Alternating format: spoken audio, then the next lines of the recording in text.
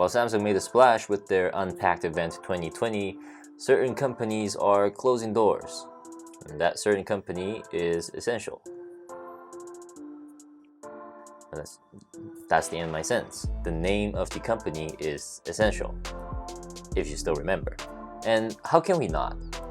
This was supposedly a billion-dollar company, founded by Android's co-founder Andy Rubin, and their first ever phone, the PH1, was probably the most anticipated smartphone of 2017. So what happened? Or more specifically, what didn't happen? Allow me to discuss. Now, besides being probably the best company to pitch in with the puns, Essential made quite a name for itself even before the launch of its first product, the PH1. The valuation of the company had reached $1.2 billion, and this was even before selling a single unit of the Essential phone. Obviously, not a match for the current tech giants like Apple and Samsung, but a solid result nevertheless. The phone was delayed for some time though, and when the PH1 was finally introduced, I had really high hopes for the phone. Truth be told, the hardware was incredible. A ceramic backplate mounted onto a titanium frame, and with all that, an edge-to-edge display with just a small notch for the selfie camera. A design and build quality that holds up, even for 2020. What's more, they even had their own modular platform, with the 360-degree camera module, and something I recently just found out on their website, a one for a high-quality DAC. Not sure if this made it to market though.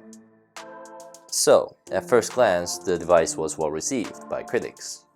But then there came the shortcomings.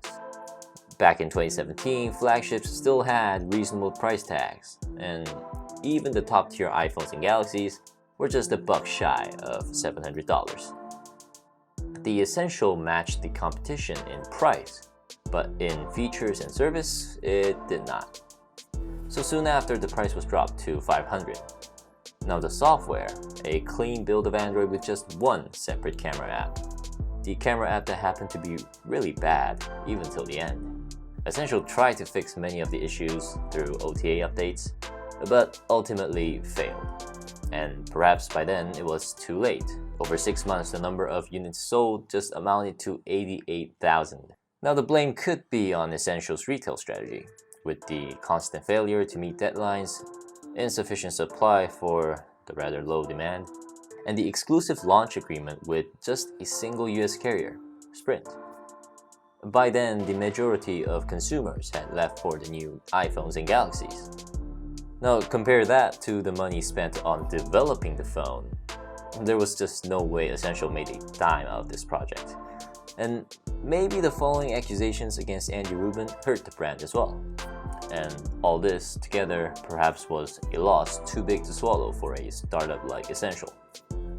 And they did try very hard to turn the tide with their new Gem prototype, another smartphone with a unique remote-like form factor and a glass unibody casing.